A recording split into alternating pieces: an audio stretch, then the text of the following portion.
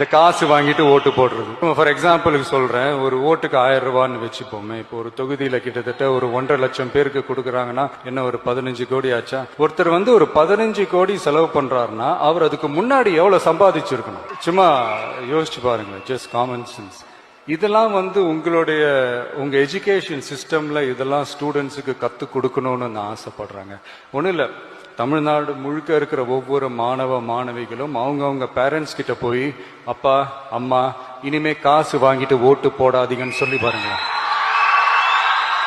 சும்மா ட்ரை பண்ணி பாருங்க. ட்ரை தானே இது. நீங்க சும்மா ட்ரை பண்ணி பாருங்க. ட்ரை தானே இது. நீங்க சொன்னீங்கன்னா அது கண்டிப்பா நடக்குங்க. எனக்கு அந்த நம்பிக்கை இருக்கு. நீங்க தான் அடுத்தடுத்த வருஷத்துல வரப்போற ஃபர்ஸ்ட் டைம் ஓட்டர்ஸா வர போறீங்க. ஸோ இதை நான் ஏன் இதை கனெக்ட் பண்ணி சொல்றேன்னா, இது எப்போ நடக்குதோ அப்பதான் உங்களுடைய அந்த கல்வி முறையே ஒரு முழு